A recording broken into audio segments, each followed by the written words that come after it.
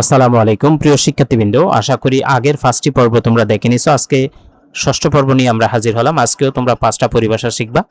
26 number যে English terms বা provision, যে ইংলিশ টার্মসটা আছে, যার বাংলা অর্থ হলো প্রদায়। প্রভিশনের বাংলা অর্থ কি? প্রদায়। প্রভিশন বা প্রদায় বলতে আমরা কি বুঝি? ভবিষ্যতে সম্ভাব্য ক্ষতি বা ব্যয়ের জন্য আর্থিক বিবৃতিতে যে ব্যবস্থা করা হয় তাকে প্রদায় বা প্রভিশন বলে। 27 নাম্বার হলো কন্টিনজেন্ট লাইবিলিটি, যার বাংলা অর্থ হলো সম্ভাব্য দায়।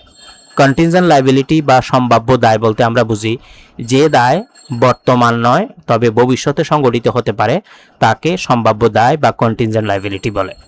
28 নাম্বার হলো বিলস রিসিভেবল, বাংলা অর্থ হলো প্রাপ্য বিল। বিলস রিসিভেবল বা প্রাপ্য বিল বলতে গ্রাহকদের নিকট থেকে প্রাপ্য যে বিলসমূহ পাওয়ার প্রত্যাশা করা হয় তাকে প্রাপ্য বিল বা বিলস রিসিভেবল বলে। 29 নাম্বার বিলস পেয়াবল বা প্রদেয় বিল বা দেয় বিল।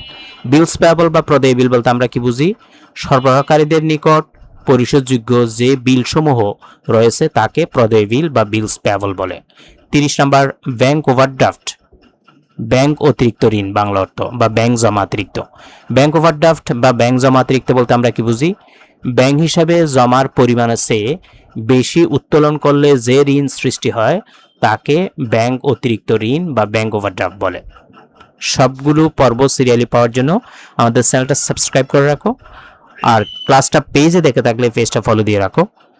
হিসাব বিজ্ঞানের যে কোনো কোর্স নেওয়ার জন্য তুমি আমাদের যাচাই ক্লাস দেখতে পারো। যাচাই ক্লাসের লিঙ্ক আমরা এই হোয়াটসঅ্যাপ নাম্বারে দিয়ে দিব, তোমরা হোয়াটসঅ্যাপে মেসেজ করলেই কোর্সের ডিটেলস জেনে যাবা। সবার প্রতি শুভকামনা রইল। আসসালামু আলাইকুম ওয়া রাহমাতুল্লাহি ওয়া বারাকাতুহু।